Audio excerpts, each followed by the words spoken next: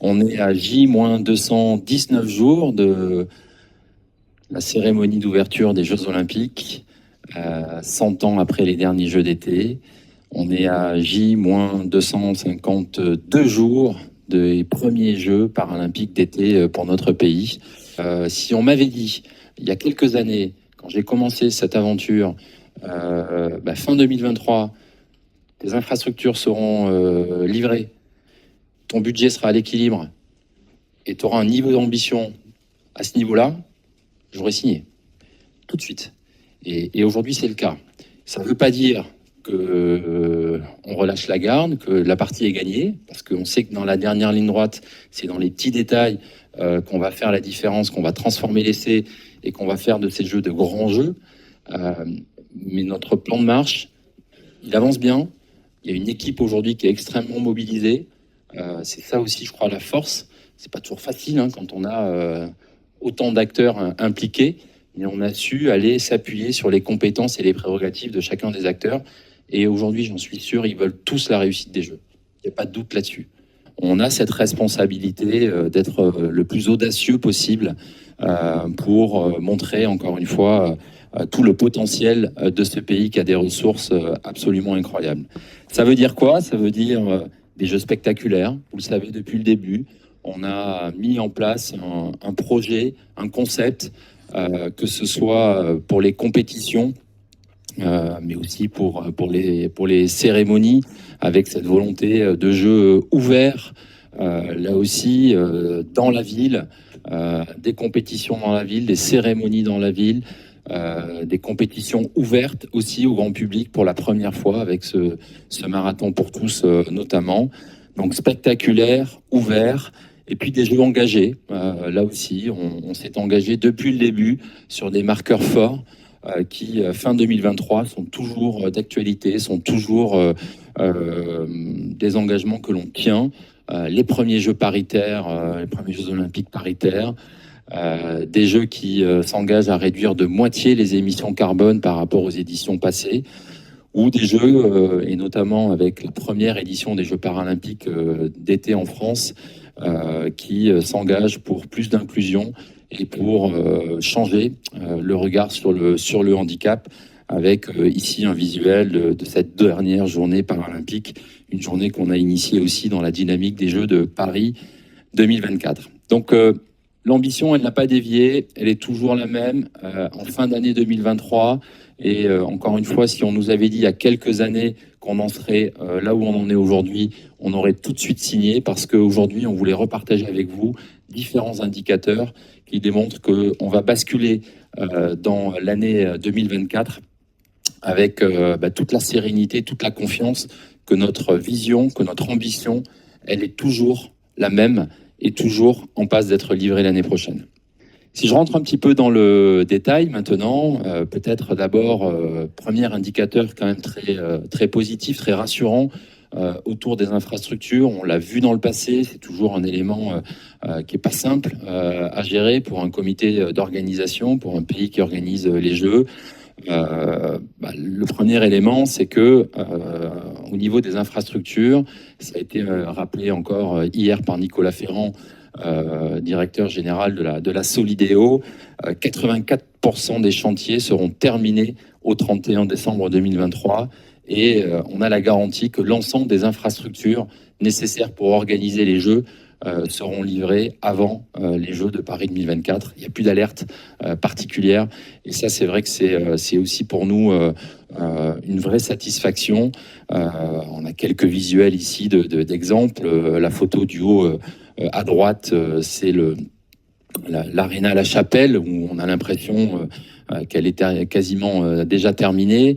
En bas, vous avez le stade Yves du Manoir, où les clés ont déjà été remises au CD 92. Donc les travaux, eux, sont terminés. Donc on a des infrastructures qui respectent le calendrier, et en tous les cas qui seront parfaitement dans les temps pour l'organisation des Jeux. Côté Paris 2024, nous aussi, on va prendre la suite, la relève après la Solidéo pour mettre en place toutes les structures temporaires dont on aura besoin pour l'organisation des Jeux, avec des phases de montage pour les enceintes sportives qui vont commencer à partir du mois de mars. Donc, premier indicateur très rassurant, les infrastructures.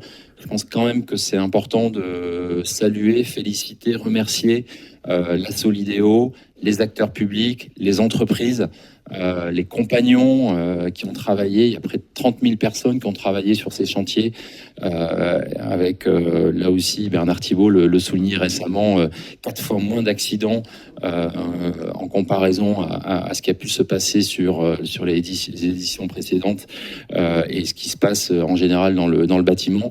Donc vraiment un travail remarquable d'un point de vue infrastructure. La France est au rendez-vous sur ce premier point.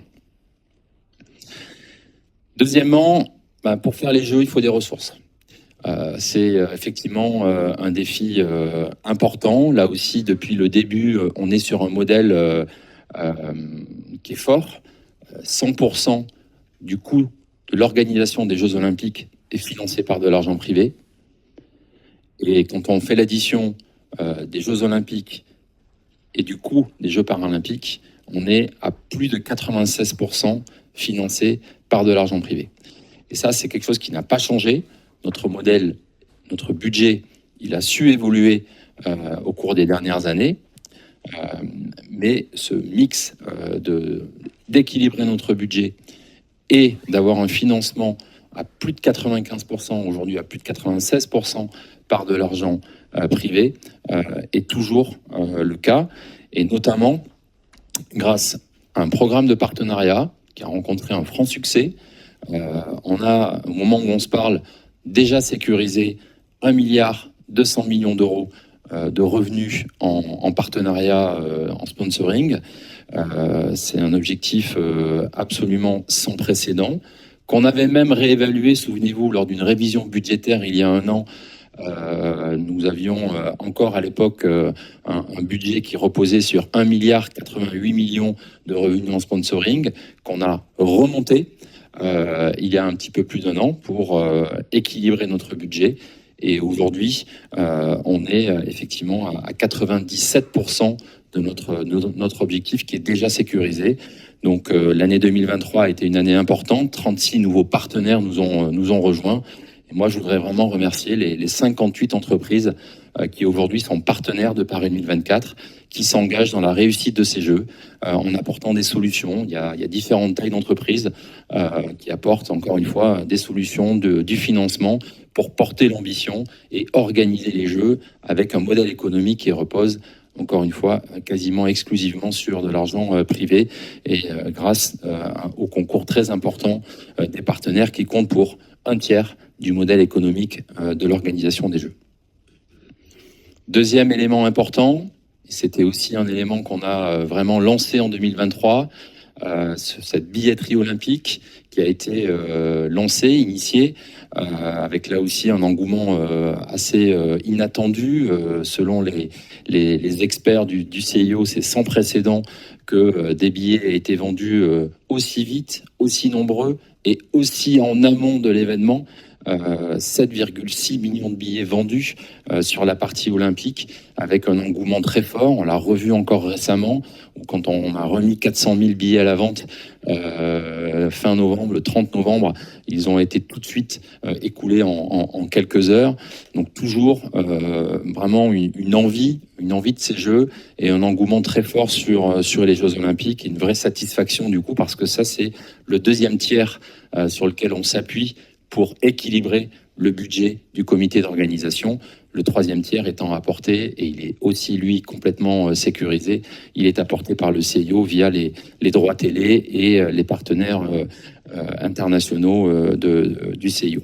Un mot sur la billetterie paralympique. On s'était engagé à vous faire un premier bilan à cette fin d'année 2023. Donc, au moment où on se parle, on a dépassé les 830 000 billets vendus pour les Jeux paralympiques. Donc, vous le savez, on a ouvert cette billetterie très récemment, mais c'est déjà voilà, une première base solide sur laquelle on peut s'appuyer, qui va accompagner maintenant le cycle de vente de la billetterie paralympique jusqu'aux Jeux paralympiques. On sait par expérience sur les derniers Jeux que traditionnellement, il y a à peu près 40% des billets qui sont vendus, des billets paralympiques qui sont vendus après le début des Jeux olympiques. Donc c'est forcément une période qui est beaucoup plus tardive dans la vente de ces billets. Mais voilà un premier indicateur quand même intéressant. Un mot sur la sécurité. Au moment où on se parle, on a d'ores et déjà couvert contractuellement 70% de nos besoins. Ça aussi, c'est un moment très important pour nous parce que, vous savez, c'est un enjeu sur lequel on travaille depuis plusieurs années maintenant, avec l'État, bien évidemment, mais avec l'ensemble des acteurs. Paris 2024 travaille à la fois en direct sur des sites temporaires, on passe aussi sur certains sites parce que nous on appelle des EDE, c'est-à-dire des partenaires de livraison comme Roland Garros ou comme Bercy qui ont traditionnellement leurs propres ressources et entreprises de sécurité privée. Mais donc globalement, quand on fait l'addition de l'ensemble des besoins nécessaires en sécurité privée par Paris 2024, on a déjà couvert 70% de nos besoins. Une dernière, donc ça c'est à la fin de la vague 3, parce qu'on a eu déjà 3 vagues d'appels d'offres qui nous ont permis de sélectionner 47 entreprises de sécurité privée. Il y a une dernière vague d'appels d'offres qui a été lancée d'ores et déjà, dont on attend les attributions d'ici le premier trimestre 2024 pour aller couvrir les 30% de lots qui n'ont pas encore été attribués. Mais donc là aussi, un énorme effort a été entrepris depuis maintenant plus de 2 ans pour sourcer ces entreprises de sécurité privées, donner de la transparence sur nos besoins, jour par jour, site par site de compétition. On sait très précisément, et avec l'État, on s'assure d'un dispositif absolument sans précédent, parce que, bien évidemment, il y a aussi toutes les forces de l'ordre de l'État qui vont être déployées, un dispositif absolument inédit. On parle de 45 000 forces de l'ordre qui vont être déployées. Donc c'est vraiment un dispositif sans précédent. Un mot sur les transports. Là aussi, on sait tous un paramètre important dans la réussite des Jeux.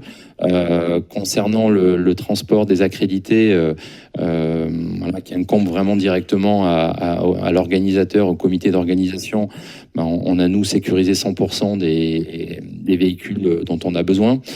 Donc là-dessus aussi, voilà, beaucoup de sérénité apportée déjà pour tous les participants aux Jeux.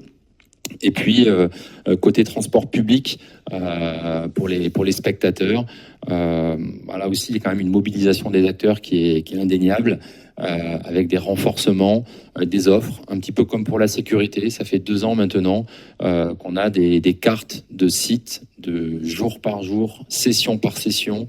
Vous savez, on a 878 compétitions organisées et donc on est entré dans le détail de chacune de ces compétitions pour regarder le nombre de spectateurs, les durées entre les sessions, pour laisser le temps à des spectateurs de sortir, à des spectateurs de rentrer et de croiser les flux avec les acteurs publics, l'État bien évidemment en première ligne, mais aussi la région Île-de-France, mais aussi tous les opérateurs. Je pense à Île-de-France Mobilité, à la RATP, à la SNCF, tous nos partenaires, ADP, Air France, tous ceux qui sont aujourd'hui engagés, et Toyota aussi, notre partenaire sur la mobilité, dans ce sujet des transports, qui sont à pied d'œuvre pour trouver toutes les solutions. Le CIO a récemment dit qu'il y avait quand même une fiabilité assez remarquable de tout le dispositif plan de transport de Paris 2024. Il y a plusieurs plans de transport, on parle beaucoup de cela. Il y a aussi les transports à mobilité douce, avec là aussi des engagements très forts, avec beaucoup de pistes cyclables qui ont été renforcées, et des parkings à vélo, et ainsi de suite. Donc c'est vraiment un dispositif lui aussi sans précédent, et et on sera prêt pour les Jeux sur le plan transport. Si je continue, en termes de recrutement ici à Paris 2024, ça a été une année très importante, pas forcément facile à gérer pour un comité d'organisation, de doubler de taille chaque année. Cette année, on est maintenant à 2100 salariés qui travaillent au quotidien dans ce bâtiment à Paris 2024. On va encore doubler dans les 6 mois qui viennent, puisqu'on va dépasser les 4000 salariés côté Paris 2024. Mais là aussi, on est ravis et on a des équipes particulièrement engagées et qui font un travail remarquable que je souhaite remercier. Un mot sur les marchés. Vous le savez, nous, on est une structure privée. On a un budget et ensuite on s'appuie sur des prestations au-delà du travail des équipes de Paris 2024. Côté comité d'organisation, c'est 2,3 milliards d'euros de marché qui ont déjà été attribués. C'est, je crois, autour de 85% de nos marchés qui sont donc déjà attribués, ce qui nous permet aussi d'avoir une visibilité maintenant très précise du coût de l'organisation des Jeux, parce qu'on a des prestataires, on a des fournisseurs, on a des tarifs de ces prestations. On parle de 2200 entreprises, fournisseurs, donc 80% d'entre elles sont françaises, et 3/4 des TPE, PME. Donc là aussi, un énorme travail depuis le début de cette aventure pour cartographier l'ensemble de nos marchés, sourcer sur des plateformes, Entreprises 2024, ESS 2024, toutes les entreprises éligibles à ces marchés dans les secteurs d'activité. Et donc voilà, on est ravis là aussi de tout le travail qui a été mené et qui permet d'engager tout un écosystème économique aussi très très large. Encore une fois, plus de 2200 structures économiques sont engagées avec nous pour livrer les Jeux. Pour terminer, vous peut-être partager aussi pour se projeter un peu sur 2024. Dans quelques jours, on entre encore une fois dans cette dernière ligne droite, une année absolument excitante. Ça fait tellement longtemps qu'on attend ça qu'on a vraiment hâte de basculer en 2024. Elle va bien commencer cette année avec une première présentation des premiers porteurs de la flamme. Alors d'abord le 10 janvier autour des relais collectifs organisés par les fédérations et par les différents acteurs pour célébrer notre société, mais aussi le 15 janvier avec les porteurs de la flamme individuelle, voilà, des premières annonces tout début janvier. Je vais aller assez vite. Ensuite, mi-janvier, le 16 janvier, on découvrira ensemble les tenues que porteront les athlètes français lors de ces Jeux de Paris 2024. Un travail remarquable a été fait par le Coq Sportif et vous sera présenté le 16 janvier. Le 31 janvier, là aussi, une étape importante. On a déjà attribué la moitié des dossards du marathon pour tous, ces précieux sésames que tout le monde souhaite. On a reçu près de 400 000 demandes de dossards. Donc là aussi, c'est pas facile de satisfaire toutes ces demandes. Mais donc le 31 janvier, on va de nouveau avancer d'un cran avec ce tirage au sort et l'attribution de 2000 nouveaux dossards pour ce marathon ouvert au grand public. En février, un moment très important, très attendu, le dévoilement des médailles qui ont été designées, conçues par Chaumet, notre partenaire. Vous le verrez, elles sont magnifiques, elles sont absolument incroyables et on sera ravis de vous les présenter au mois de février. Et puis donc, j'en ai déjà parlé, début des compétitions tests, des épreuves tests, des opérations de test à partir de février avec la Boccia. Une date importante aussi qui est symbolique, c'est la remise des clés du village olympique et paralympique. Paris 2024 va prendre officiellement possession de cet endroit, va louer officiellement cet endroit pendant plusieurs mois à partir du 1er mars. Donc là aussi, voilà, c'est une étape importante pour le comité d'organisation pour ensuite, en quelques semaines, vraiment mettre en place tout le mobilier nécessaire pour accueillir les athlètes dans les meilleures conditions.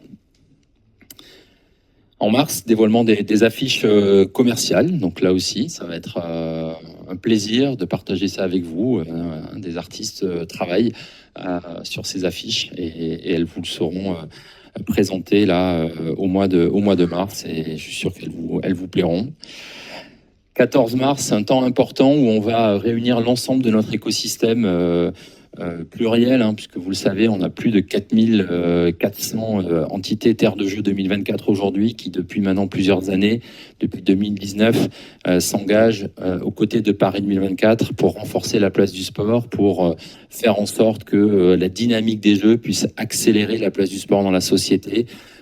Beaucoup de programmes ont été initiés grâce à la dynamique des Jeux, déployés par tout ce réseau d'acteurs publics, locaux, nationaux. Hein. L'État est parfaitement mobilisé avec le mouvement sportif pour continuer cette dynamique. On va partager où on en est et aussi commencer à préparer la suite, l'après Paris 2024 et essayer de s'assurer que cette dynamique, elle perdure au lendemain des Jeux. C'est vraiment, vous le savez, depuis le début, une ambition pour nous d'avoir un héritage très important.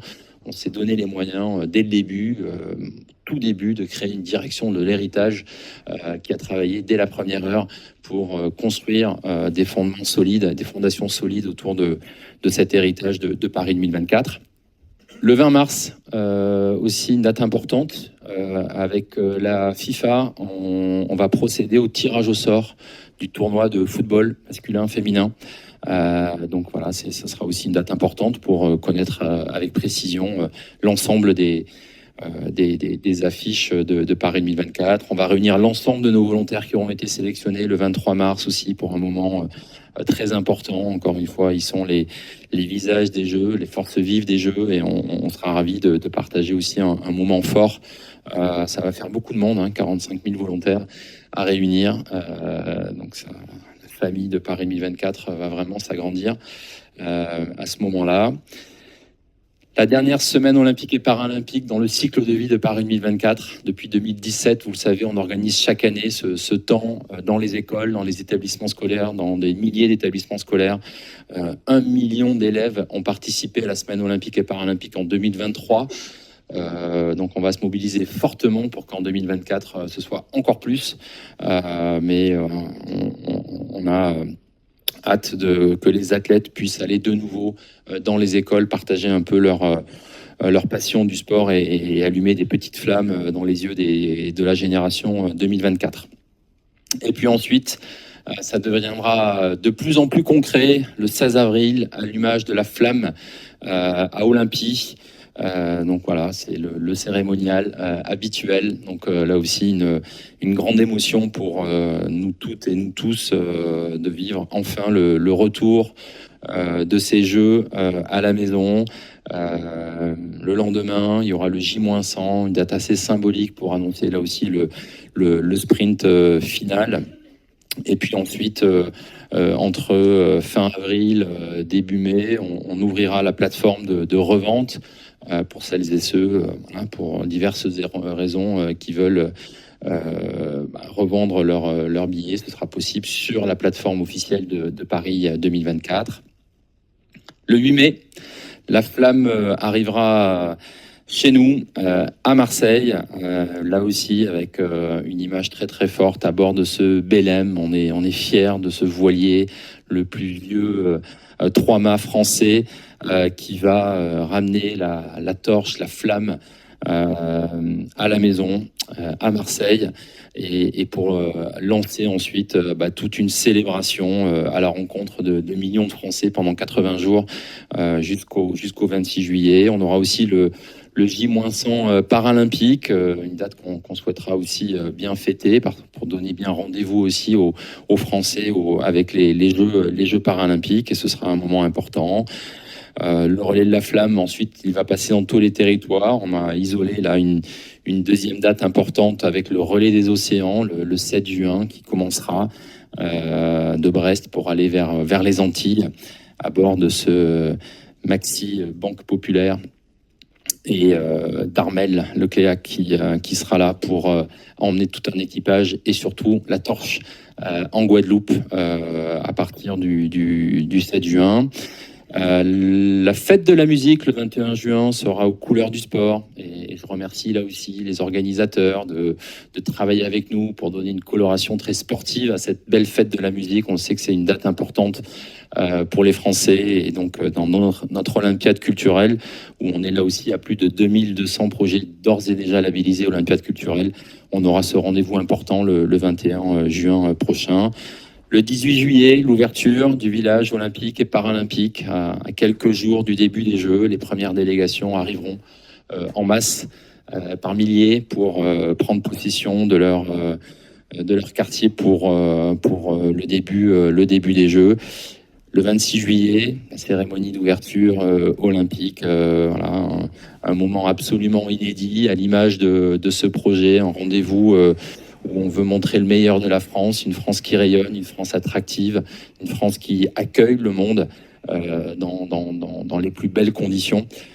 Et donc on travaille dur aussi sur ce projet pour en faire une très belle fête qui s'annonce absolument féerique sous la direction de Thomas Joly notamment. L'ouverture du Champions Park, un lieu de célébration qui sera utilisé pour la cérémonie d'ouverture, qui va être un petit peu réaménagé très rapidement pour que le 29 juillet, on puisse ouvrir cette fan zone, le site de célébration du Champions Park, et accueillir chaque soir les athlètes médaillés des jours précédents pour les célébrer de la plus belle des manières, avec un accès gratuit pour tous ces fans qui pourront de nouveau voir de très près les légendes qu'on espère nombreuses à l'occasion de ces Jeux. Le 10 août, on en a parlé, le marathon pour tous, une date importante pour nous, on y croit dans ce projet, ça va être aussi un moment très important pour terminer les Jeux Olympiques dans cette nuit entre le 10 et le 11 août, de vivre ce marathon ouvert au grand public qui s'annonce lui aussi absolument incroyable, avec un parcours très spectaculaire. Et ensuite, on continuera avec l'arrivée de la flamme paralympique à Calais le 25 août. Donc ça aussi, c'est une date importante pour, en quelques jours, rallumer la flamme et annoncer de grands Jeux paralympiques, les premiers pour notre pays. Donc ça s'annonce ça aussi absolument inédit. Et puis la cérémonie d'ouverture paralympique sur les Champs-Élysées, place de la Concorde, le 28 août, bien évidemment, une date à bien inscrire dans vos agendas. Et puis la dernière, le 8 septembre 2024, cérémonie de clôture des Jeux paralympiques. La fin de cette aventure absolument incroyable. Très concrètement, Tony et Étienne aussi d'ailleurs, à quelle date, à votre avis, vous serez réellement serein? Est-ce dès aujourd'hui? Est-ce le 8 septembre? Est-ce le 26 juillet? Est-ce quand vous aurez les clés du village? Non, alors, comptez sur nous pour ne rien lâcher avant la ligne d'arrivée. J'ai été sportif et trop souvent je me suis relevé un petit peu avant la ligne d'arrivée. Et ça m'est arrivé de toucher la dernière porte. C'était la plus facile du parcours, et de l'avoir touché, d'avoir perdu la compétition. Donc, même si tout se passe bien jusqu'au 8 septembre, on va attendre que la cérémonie de clôture soit terminée pour baisser la garde. Et jusqu'au bout, on lâchera rien. Toutes les décisions, elles ont été prises, et que ce soit sur les transports, sur la sécurité, sur le budget. Aujourd'hui, les acteurs, ils avancent. Et on a des décisions fortes qui sont prises et qui permettent à ce projet d'être dans d'aussi bonnes conditions à fin 2023.